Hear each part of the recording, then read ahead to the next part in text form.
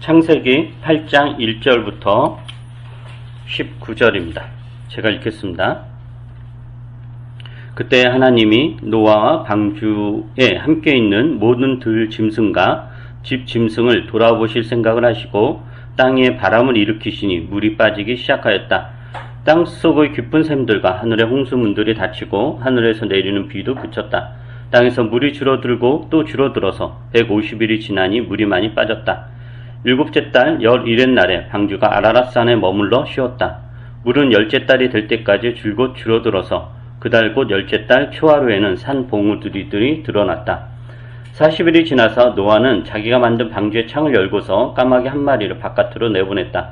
그 까마귀는 땅에서 물이 마르기를 기다리며 이리저리 날아다니기만 하였다.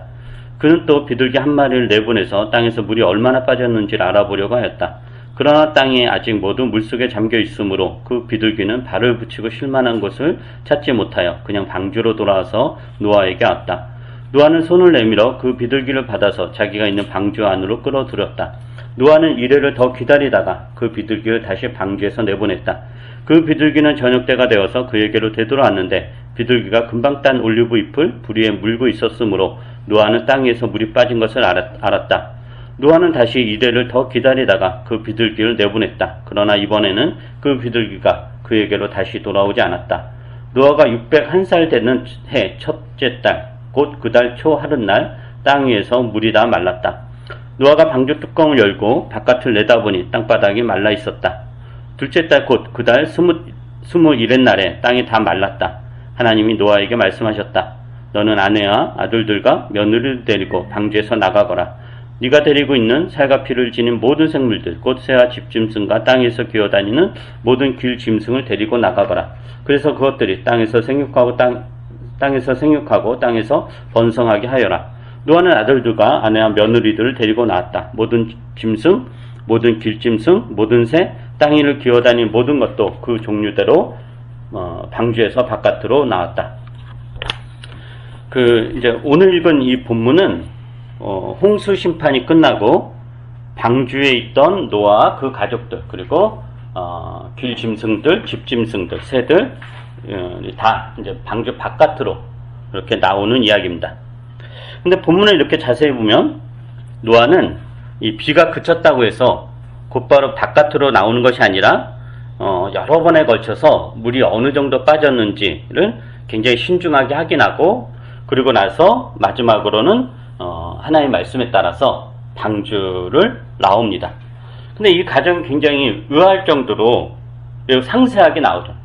몇 월, 몇째 달, 그리고 마르고 이랬날 지나고 막 굉장히 이제 상세하게 나와요. 근데 우리가 이제 생각하기에는 할 이야기도 많을 텐데 그냥 홍수가 그치자 물이 빠졌고 땅이 드러나서 방주에서 나왔다, 이렇게 이제 간단하게 하고 좀 더 우리가 생각하기에 중요한 이야기를 더 길게 했으면 좋을 텐데, 그렇지 않고 창세기 저자는 이 과정을 굉장히 상세하게 묘사를 해요. 이제 비가 그치고 홍수문이 닫히고 그 다음에 땅이 말라가는 그런 과정들을 굉장히 이제 상세하게 묘사를 하죠. 그리고 이 지금 창세기 8장에 나오는 이 이야기의 중심에 누가 있냐면은 하나님과 노아가 있죠. 그러니까 하나님의 행동이 나오고 노아의 행동이 각각 나오는데 그 두 행동이 어떤 협력한 결과로 방주를 나오게 된, 이런 식으로 이제 창세기 저자가 묘사를 합니다. 오늘 이게 어떤 의미인가 좀 보려고 하는데, 우선은 창세기 6장 9절에 보면, 한번 6장 9절을 보세요. 6장 9절 한번 여러분 읽어보실까요? 시작. 노아의 역사는 일어나다. 노아는 그 당대에 의롭고 흠이 없는 사람이었다. 노아는 하나님과 공유하는 사람이었다. 예, 그래서 노아에 대해서 어떻게 표현하냐면 의롭고 흠이 없는 사람이었다. 그리고 하나님과 동행하는 사람이었다라고 그래요. 여기서 하나님과 동행하였다라는 것은 성경에서 굉장히 드문 표현이거든요. 그러니까 드문 표현이고 굉장히 독특한 표현이죠. 하나님과 동행하였다.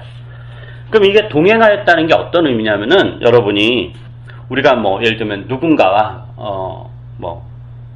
산티아고 순례길이라든가 제주도 올레길을 내가 걷는다고 할 때 어떤 사람과 걸어야 그 동행이 좀 행복할까요? 그 여행길, 순례길이 어떤 사람과 동행해야 행복할까요? 어? 의롭고 흠이 없는데 성격이 개 같으면 그죠? 정말 의롭고 흠이 없는데 성격은 개 같다. 이러면 정말 지옥일 거예요. 서로 이제 뜻이 맞아야 되죠. 뜻도 맞고 서로 존중하고 상대방의 이야기에 귀도 기울여주고 또 서로 누가 일방적으로만 이야기 쏟아내는 게 아니라 누구는 일방적으로 쏟아내고 누구는 일방적으로 듣는 게 아니라 서로 주거니 받거니 하며 이야기를 나눌 수 있는 사람. 우리가 그것을 보통 동행한다라고 하죠. 그러니까 동행이라는 게 단지 물리적 무슨 같이 걷는다 이런 것이 아니라 그 하나님과 동행하였다라고 그랬을 때는 그런 의미, 하나님과 노아의 관계가 그랬다라고 하는 거죠. 서로 생각이 다른데 같이 걷는다고 해서 그것을 동행한다라고 하지 않습니다.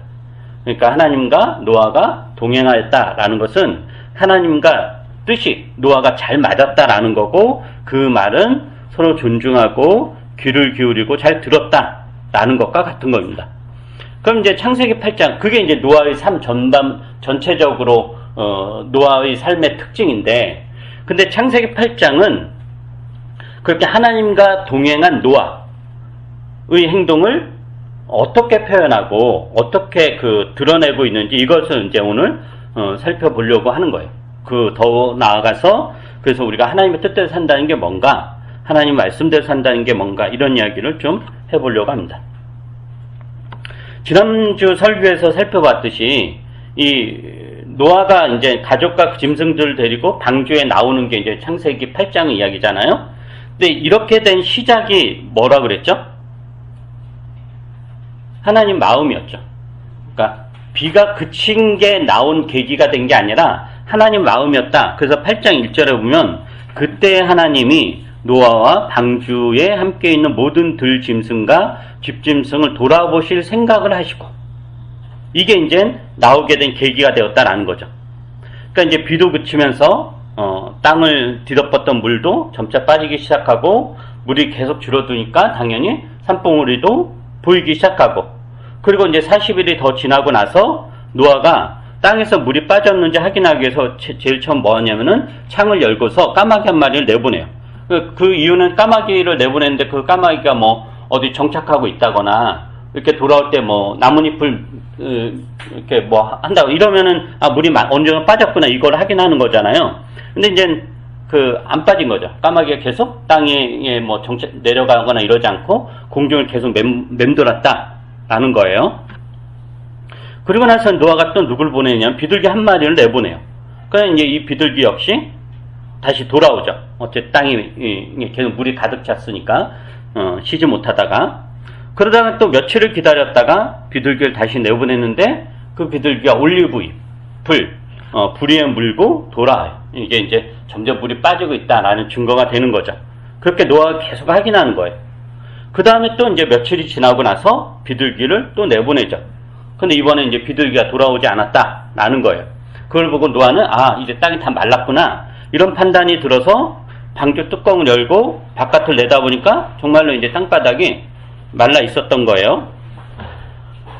그러니까 이제는 여기까지 보면 이제 방주에서 나와도 안전하죠. 그죠? 이 물에 빠질 염려도 없고 땅에서 충분히 살 수 있는 여건이 되었어요. 그리고 노아가 그렇게 지금 비둘기 까마귀 내보내고 비둘기 내보내고 또 비둘기 내보내고 계속 확인했던 거는 방주에서 나오려고 했던 거잖아요. 그래서 그렇게 다 확인했는데 역시 노아도 자기 마음대로 방주에서 나오지 않아요. 즉 땅이 말랐는지 땅에서 살만한지 땅에서 살아도 안전한지를 확인하고 살피지만, 노아가 상세하게 그걸 살피지만 방주에서 나와 땅을 밟는 것은 노아 마음대로 하는 것이 아니라 하나님 말씀대에 순종하는 것이 이루어졌다라는 게 8장에서 나온 이야기예요. 그걸 한번 보면은 여러분이 8장 15절부터 19절 한번 읽어보세요. 8장 창세기 8장 15절부터 19절 시작. 하나님이 노아에게 말씀하셨다. 너는 아내와 아들들과 며느리들을 데리고 방주에서 나가거라. 내가 데리고 있는 살과 피를 지닌 모든 생물들, 곧 새와 집 짐승과 땅 위에서 기어다니는 모든 집 그래서 그것들이 땅에서 생육하고 땅에서 번성하게 하여라. 노아는 아들들과 아내와 며느리들을 데리고 나왔다. 모든 짐승, 모든 길짐승, 모든 새, 땅 위를 기어다니는 모든 것도 그 종류대로 방주에서 바깥으로 나왔다. 네. 자, 노아가 방주에서 나온 것은 그가 확인한 대로 땅이 말랐기 때문이 아닌 거죠. 노아는 지금 그러니까 며칠 동안 땅이 말랐는지를 여러 가지 작업을 통해서 계속 확인했잖아요. 그래서 최종적으로 이제 땅이 다 말랐구나, 나가도 되는구나 라는 것을 확인했어요. 그래서 그렇게 확인해서 야 이제 우리 나가자 하지 않았다라고 하는 거예요. 그게 아니라 하나님이 말씀하셨고 그 말씀에 순종해서 나왔다. 그러니까 노아는 자기 마음대로 자의적으로 움직이지 않고 하나님 말씀을 기다리고 그 말씀에 따라 움직이고 행동했다라는 거죠. 이게 여기서 나오는 노아가 하나님과 동행하였다라는 표현이에요. 그렇다고 해서 노아가 소극적이고 수동적인 모습을 보였느냐? 그렇지 않죠. 노아는 굉장히 적극적으로, 능동적으로 땅이 말랐는지를 살펴봐요. 그것도 한두 번이 아니라 여러 번에 걸쳐서 땅이 말랐는지를 살펴보는 거죠. 그러나 노아는 땅이 말랐으면 내가 가족과 짐승들을 다 데리고 방주에서 나가야겠다라는 계획까지 세우지 않아요. 노아는 어디까지만 하냐? 땅이 얼마나 말랐는가를 계속 확인하는 것까지만 하지, 그 확인하는 걸 넘어서서 다 말랐으면 내가 애들을 다 데리고 나가야겠다 이런 계획은 세우지 않는다라는 거예요. 그 누구의 몫으로 남겨두냐? 하나님의 몫으로 남겨두는 거죠. 그래서 노아는 단지 하루하루 그때그때 그 땅이 얼마나 말랐는지만 확인할 뿐입니다. 거기에서 멈추죠. 더 나아가지 않는다라는 거예요. 이게 바로 하나님과 노아의 동행입니다. 그러니까 자신이 해야 할 일을 적극적, 능동적으로 하되 하나님의 영역까지는 침범하지 않는 것, 즉 적극적, 능동적으로 자신의 삶을 꾸려가지만 자신의 한계를 알고 멈추는 것, 그리고 하나님의 말씀을 기다리는 것, 이게 하나님과의 동행이다라는 거예요. 그럼 이런 거를 이제 성경 전반적으로 우리가 조금 더 확대해서 한번 이야기를 해보도록 하죠. 그 성경에 보면 굉장히 많은 인물들이 나오잖아요. 굉장히 많은 인물들이 나오는데 그 중에서 여러분이 딱 직관적으로 생각하기에 가장 불행했던 사람은 누가 있을까요? 욥? 그래도 욥 말년에 행복했으니까. 그렇죠. 가룟 유다도 굉장히 어떻게 비참한. 구약에선 누가 있을까요? 야곱도 그 말년이 마지막에 잘 되면 다 잘 되는 거야. 그러구나. 마지막에 잘 돼. 인생이 저기 험난해서. 영웅담이 다 그렇잖아. 내내 고생하다가 마지막에 잘 됐다. 제가 보기엔 사울인 것 같아요. 사울. 이스라엘 첫 번째 사울인데 한번 사무엘상을 한번 볼까요? 사무엘상 15장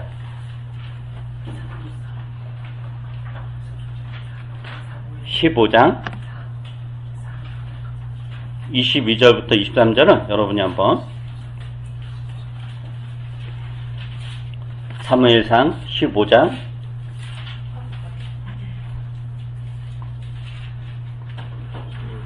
사무엘상이 사사기 다음 있습니다. 사사기, 룻기, 사무엘, 창세기, 출애굽기, 레위기, 민수기, 신명기, 사무엘상 15장 22절부터 23절은 다 찾으셨으면 여러분이 한번 읽어보시기 바랍니다. 시작. 사무엘이 나무랐다. 주님께서 네, 맞습니다. 도와주겠습니까? 주님의 말씀에 순종하는 것이겠습니까? 아니면 전제나 헌금을 드리는 것이겠습니까? 잘 들으십시오. 순종이 제사보다 낫고 말씀을 따르는 것이 순종의 기름보다 낫습니다. 거역하는 것은 점을 치는 죄와 같고 거짓을 부리는 것은 수상을 상주는 죄와 같습니다. 임금님이 주님의 말씀을 들으셨기 때문에 주님께서도 임을 가지고 왕에게 진단이 하셨습니다. 이 단락의 배경 어떤 거냐면은 사울은 하나님이 세운 이스라엘 첫 번째 왕이에요. 그동안 그 전까지 이제 이스라엘이 이제 이집트에서 수백 년 동안 노예 생활을 하고 있다가 그 이집트에서 이제 탈출해서 가나안 땅에 정착을 하는데, 그 가나안 땅에 정착하면서 왕이 없었고 부족 연합체로서 그러니까 집단 지도 체제로 그 이스라엘이 움직였는데, 그런데 이제 주변 국가는 다 왕이 있었죠. 다 그 왕정 체제였고, 그래서 이제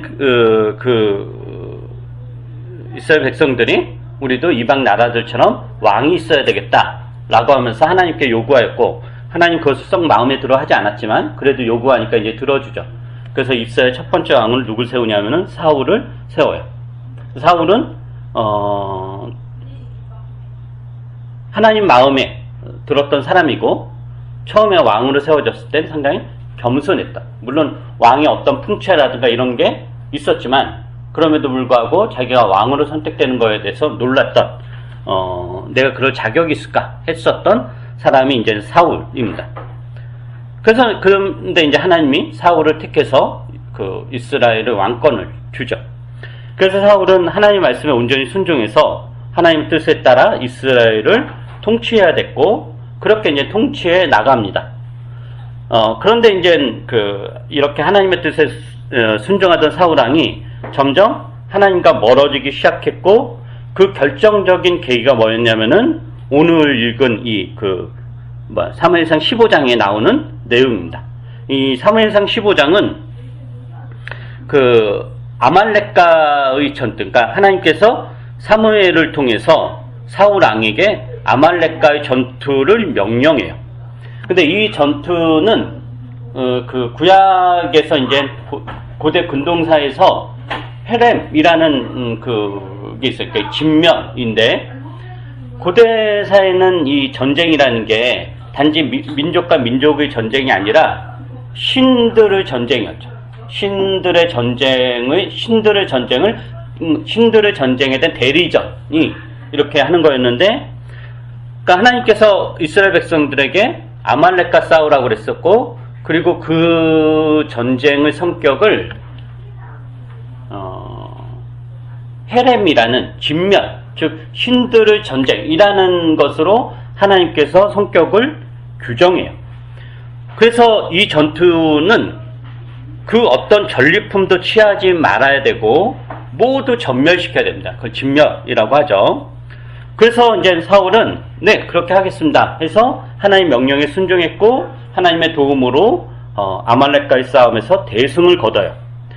근데 이제 이렇게 승리한 사울이 하나님 명령을 어기는데 어떻게 어기냐? 이렇게 어기죠. 다시 그 15장 가면은 15장 7절부터 9절을 제가 한번 읽어볼게요.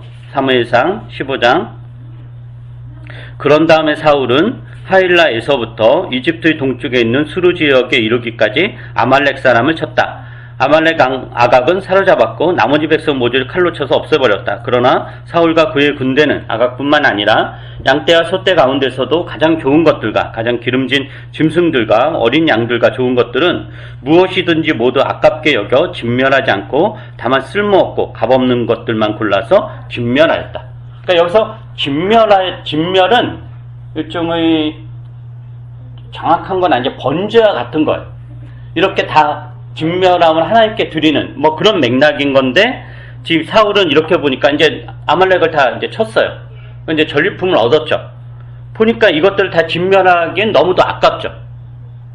그래서 쓸모없고 값없는 것들만 골라서 진멸하고 나머지 좋은 것들은 다 이렇게 살려두었다. 양떼라든가 이런 것들은 살려두었던 거예요.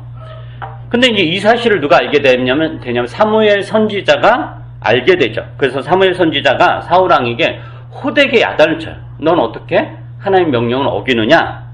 이렇게 야단을 쳐요. 그러니까 사울이 어떤 식으로 변명을 하냐면은 사무엘상 15장 15절 보세요. 사울이 이렇게 변명을 해요. 15절에 사울이 대답하였다. 그것은 아말렉 사람에게서 빼앗은 것입니다. 우리 군인들이 예언자께서 섬기신 주 하나님께 제물을 바치려고 양떼와 소떼 가운데서 가장 좋은 것들을 남겼다가 끌어왔습니다. 그러나 나머지 것들은 우리가 진멸하였습니다. 그러니까 사울은 내가 이걸 왜 살려뒀겠습니까? 나 위해서 살려둔 게 아니라 하나님께 제물을 바치려고 하나님을 위해서 살려뒀다라고 그래요. 그러니까 또 이제 사무엘이 막 야단을 치죠. 그러니까 또 사울이 이렇게 대답을 해요. 20절, 21절. 사울이 사무엘에게 대답하였다. 나는 주님께 순종하였습니다. 주님께서 보내시는 대로 전쟁터로 나갔고 아말렉 왕 아갑도 잡아왔고 아말렉 사람도 진멸하였습니다. 다만 우리 군인들이 전리품 가운데서 양떼와 소떼는 죽이지 않고 길갈로 끌어왔습니다. 그러나 그것은 예언자께서 섬기신 주 하나님께 제물을 바치려고 진멸할 짐승들 가운데서 가장 좋은 것으로 골라온 것입니다. 그러니까 계속해서 사울은 이야기하죠. 내가 이거 안 죽인 이유가, 살려둔 이유가 뭐냐? 하나님께 제물을 바치려고 그랬다. 즉 하나님을 위해서였다는 거죠. 하나님 위해서. 이것에 대해서 사무엘이 사울을 호되게 야단치면서 하나님이 기뻐하시는 게 뭐냐라고 묻는 게 그 아까 읽었던 그 내용입니다. 그 22절부터 23절이죠. 그러니까 이게 결국 뭐냐?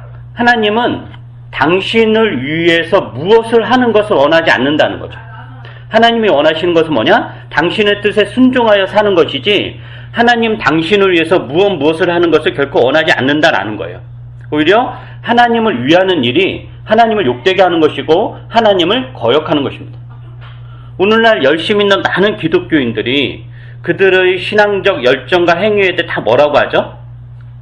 하나님의 영광을 위하여, 하나님을 위하여, 하나님 나라를 위하여 한다라고 그래요. 그래서 하나님을 위하여 이웃 종교도 혐오하고 하나님을 위하여 소수자나 난민도 혐오하고 하나님을 위하여 교회 세습이라든가 이런 일도 한단 말이죠. 요즘 교회 세습해서 다 지탄받는 대형교회 있잖아요. 그 교회도 다 하는 이야기가 하나님을 위하여, 하나님을 위하여. 근데 지금 하나님은 나를 위해서 뭐 하지 말라. 그냥 내 말만 들으면 되지 나를 위해서 뭐 나대지 말고 하지 말라. 이게 하나님이 하는 이야기예요. 신약성경에서는 이것에 대해 더욱더 분명하게 이렇게 이야기합니다. 마태복음 볼까요? 마태복음 7장. 마태복음 7장.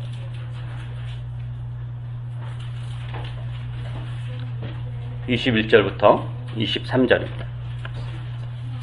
마태복음 7장 21절부터 23절. 이것도 여러분이 다 찾으셨나요? 한번 읽어보시기 바랍니다. 마태복음 7장 21절부터 23절 시작. 나더러 주님 주님 하는 사람이라고 해서 다 하늘나라에 들어가는 것이 아니다. 하늘에 계신 내 아버지의 뜻을 행하는 사람이라야 들어간다. 그날에 많은 사람이 나에게 말하기를 주님 주님 우리가 주님의 이름으로 예언을 하고 주님의 이름으로 귀신을 쫓아내고 또 주님의 이름으로 많은 기적을 행하지 않았습니까? 할 것이다. 그때 내가 그들에게 분명히 말할 것이다. 나는 너희를 도무지 알지 못한다. 불법을 행하는 자들아 내게서 물러가라. 예. 지금 이 단락은 워낙 우리가 이제 익숙해서 별로 이제 충격이 사실은 없죠. 워낙 많이 읽었던 본문이니까. 근데 이건 굉장히 이제 충격적인 내용이에요. 그러니까 심판의 기준에 관한 거죠. 누가 하늘나라에 들어갈 것인가? 근데 누가 들어가느냐? 당연히 하나님의 뜻을 행하는 사람이어야 된다라는 거죠. 그래서 이제 하나님께서 마지막에 이제 이렇게 하늘나라에 들어가는 자와 들어가지 못하는 가르는데 마지막 날에 하늘나라에 들어가지 못하는 많은 사람들이 주님께 이렇게 항의한다는 거. 뭐라고 항의하냐면은 주님 우리가 주님의 이름으로 예언을 하고 주님의 이름으로 귀신을 쫓아내고 주님의 이름으로 많은 기적을 행하지 않았습니까? 우리야말로 하나님의 뜻을 행하지 않았습니까? 우리야말로 하나님을 위해서 이렇게 내 인생 다 바쳐서 살았는데 왜 우리가 하늘나라에 들어가지 못한다는 말입니까? 라고 항의하는 거예요. 그런데 주님 뭐예요? 단 한마디로 하죠. 나는 너희를 도무지 알지 못한다는 거예요. 이 불법을 행하는 자들아 내게서 물러가라 라고 말씀하세요. 그래서 예언을 하고 귀신을 쫓아내고 기적을 행하는 것 자체가 무슨 나쁜 일이고 그거 자체가 무슨 죄겠어요? 아니죠. 그거 자체는 근데 그거 자체가 죄되고 나쁜 건 아니지만 그러나 그거 자체는 하나님의 뜻과는 아무 관련이 없다라는 거예요. 그거 자체만으로는. 즉 무슨 말이냐면은 우리가 하나님의 뜻과는 아무 상관없이 하나님의 이름으로 예언도 하고 귀신도 쫓아내고 기적도 행할 수 있다라는 거예요. 그것을 이들은 하나님을 위한다고 하나님의 뜻이라고 하면서 열정을 다해서 했겠지만 하나님은 나는 너희들 도무지 알지 못한다라고 오히려 그들을 내쳤던 거죠. 그래서 우리가 잊지 말아야 될 것은 뭐냐면은 하나님의 뜻과는 상관없이 하나님을 위한다는 일, 즉 하나님의 뜻과는 상관없이 하나님의 일을 할 수 있다라는 겁니다. 그래서 하나님을 위하는 일과 하나님의 뜻대로 사는 것은 엄연히 다른데 많은 기독교인들이 어떤 착각을 하냐면은 하나님을 위하는 게 하나님의 뜻대로 사는 것이다 라고 착각을 하는 거예요. 하나님을 위하는 일이 하나님의 뜻대로 사는 것이다. 근데 이게 불법이다 라고 예수께서 말씀하시는 거죠. 자, 보세요. 사울이라든가 그리고 방금 읽었던 이 마지막 심판 때 이 비유, 대부분 귀신 쫓아내는 이 사람들은 다 종교 지도자들이잖아요.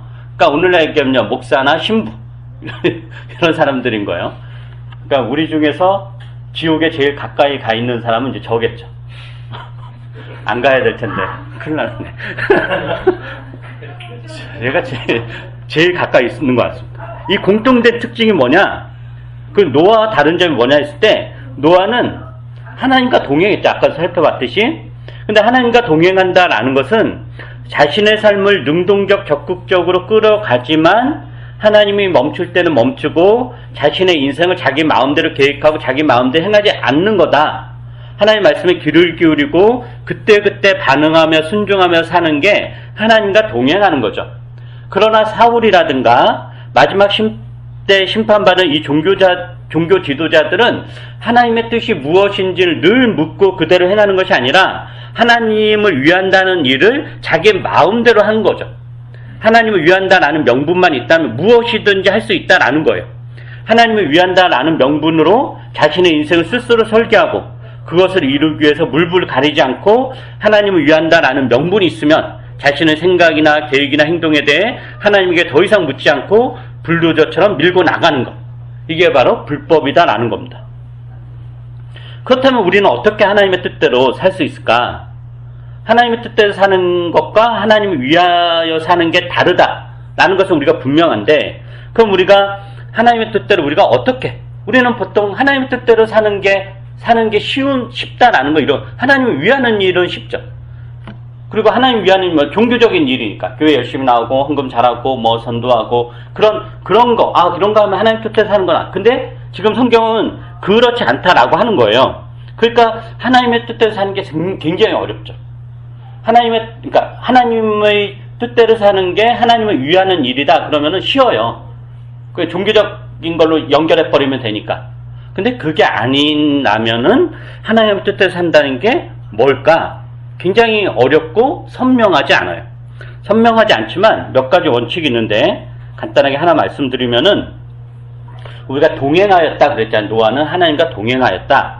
하나님과 함께 인생의 여행을 한 거예요. 그래서 성경에서는 종종 우리가 하나님의 뜻대로 사는 거를 하나님과 여행, 하나님과의 그런 여정이랄까? 여행. 이런 식으로 이제 비유를 하는데, 한번 시편 해볼까요? 시편 119편.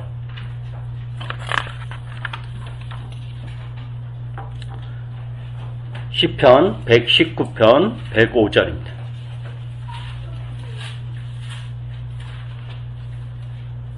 (119편) 105절.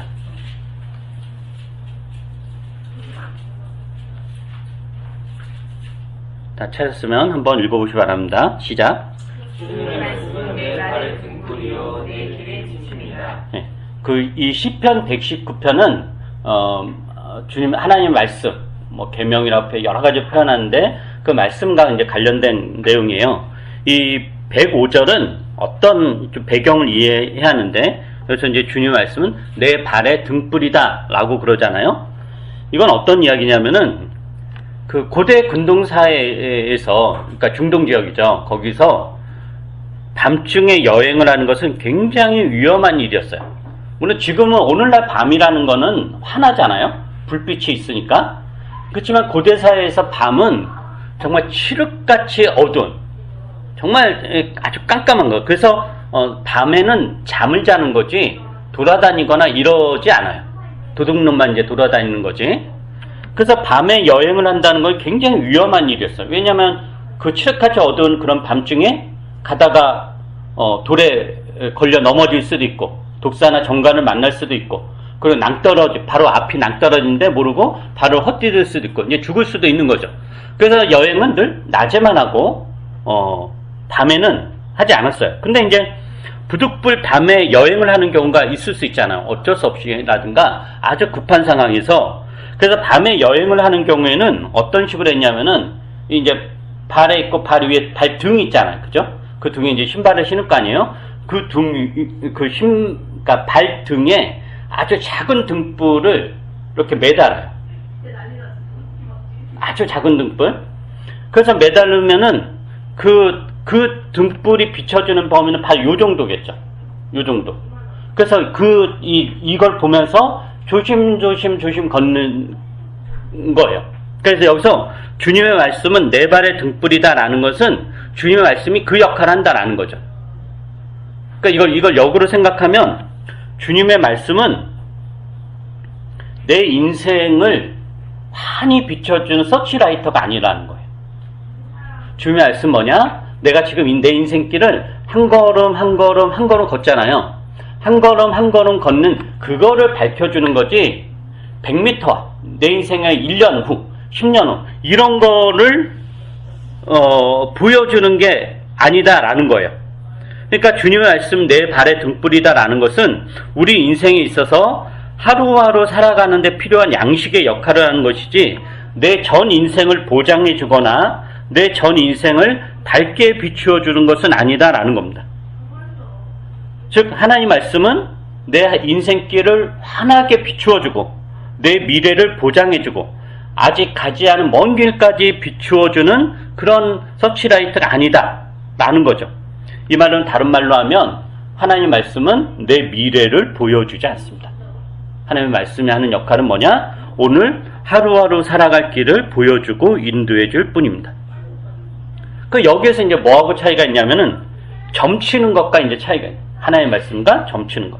사람이 점을 치는 이유는 뭐예요? 내 인생의 미래를 알고 싶었어. 그죠? 제가 1년 뒤에 어떻게 될까요? 지금 만나고 있는 사람이 있는데 이 사람과 잘 될까요? 안 될까요? 내가 취직이 될까요? 내가 1년 뒤에 승진이 될까요? 지금 내가 하는 선택이 내 미래를 보장해 줄까요? 지금 어디에서 땅을 사야 10년 뒤에 내가 땅 부자가 될 수 있을까요? 이런 걸 가지고 점을 치죠. 내가 오늘 하루하루 살겠다고 점 치진 않잖아요? 1년 뒤, 10년 뒤, 20년 뒤, 내 자녀 미래, 이런 걸 가지고 사람들이, 점을 치는 거예요. 그런 궁금함과 불안을 해결하기 위해서 점을 보죠. 그건 대부분 이제 돈만 날리고 속죠. 근데 문제는 그런 심정으로 하나님의 말씀을 이용하는 사람도 있다라는 거죠. 그게 아니다라는 거예요. 하나님의 말씀은 미래를 알려주지 않고 미래를 보장해 주지도 않습니다. 그리고 성경은 그런 시도에 대해서 쓸데없는 짓이고 허무한 일이고 헛된 일이라고 정죄합니다. 우리가 하나님의 백성으로 산다라는 것은, 하나님과 동행한다라는 것은 매일매일 하나님의 뜻에 순종하며 사는 겁니다. 예를 들면 매일매일 밥을 먹는 것으로 우리의 신체적 건강이 유지되지 1년치 한꺼번에 먹는다고 해서 그게 몸에 해롭지 1년을 보장해 주는 게 아니잖아요. 아까 오늘 기도문에서도 말이 살찌는 계절에 살이 찌지 않기를 기도했는데 1년치를 우리가 한꺼번에 먹는다고 해서 1년에 내 에너지가 보장되는 게 아니잖아. 오히려 더 병만 들 뿐이지. 그래서 우리가 하나님과 동행한다는 것은 매일매일 하나님과 동행하고 매일매일 하나님의 말씀에 순종해야 된다는 겁니다. 물론 우리는 미래를 계획합니다. 당연히 계획해야죠. 앞으로 어떻게 무엇을 하면 살 것인지, 앞으로 내 인생을 꾸려가기 위해서 무엇을 해야 될지, 자녀를 어떻게 키워야 될지, 얘네들을 앞으로 어떻게 양육해야 될지, 이런 계획들을 다 우리가 세우고 실천해요. 그리고 어느 정도 돈을 모아서 몇 년 뒤에 이사를 가야지, 이런 계획은 당연히 하죠. 그건 나쁜 게 아니에요. 당연히 해요. 그러나 우리가 미래에 대한 계획을 그렇게 세우는 이유가 현재와 미래의 불안을 없애기 위한 것이라면 잘못된 것이다 라는 거예요.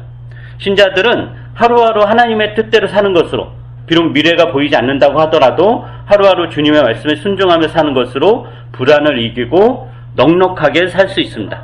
주님이 인도하신다라는 거죠. 그래서 우리가 해야 될 일은 뭐냐? 겸손한 마음을 가지고 하루하루 하나님 말씀에 귀를 기울이고 하루하루 하나님의 뜻대로 살아야 됩니다.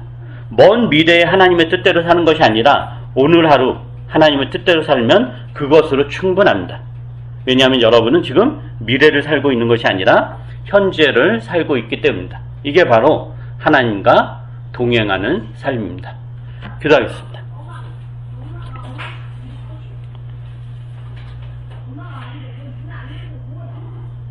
우리가 창세기 8장을 통해서 하나님과 동행했던 노아의 행적을 잠시 살펴보면서 우리의 신앙을 생각하게 됩니다. 노아는 하나님을 위하여 살지 않고 오히려 하나님의 무엇이라 말씀하시는지 잘 귀를 기울이면서 그 하나님의 뜻에 순종하는 것으로 하나님과 동행하였습니다. 오늘날 우리가 이 시대에서 하나님의 뜻대로 산다는 것이 무엇인지, 또 자기애가 강한 이 시대에서 나를 내려놓고 하나님의 말씀을 듣고 그 뜻에 순종하며 산다는 것이 무엇인지, 이런 것들을 곰곰이 깊이 생각할 수 있도록 저희들 깨우쳐 주시고 말씀으로 건면해 주시옵소서. 그래서 우리가 먼 미래를 알아서, 우리 장래를 알아서 지금 삶이 편안한 것이 아니라, 지금의 불안을 달래는 것이 아니라, 비록 미래가 보이지 않고 앞이 전혀 보이지 않더라도 하루하루 우리를 인도하시고 경영하시고 우리의 삶을 이끌어 가시는 주님에 대한 믿음으로 보이지 않는 이 미래가 보이지 않는 우리의 삶에 대해서 담대하게 살아나갈 수 있도록 은혜를 더해 주시옵소서. 현재에 집중하고 지금 만나는 사람들, 지금 하는 일들, 지금 접하는 것들, 이런 것에 대한 소중함을 우리가 다시 한번 기억하면서 여기에 충실할 수 있도록 은혜를 더해 주시옵소서. 감사드리며 예수님 이름으로 기도합니다. 아멘.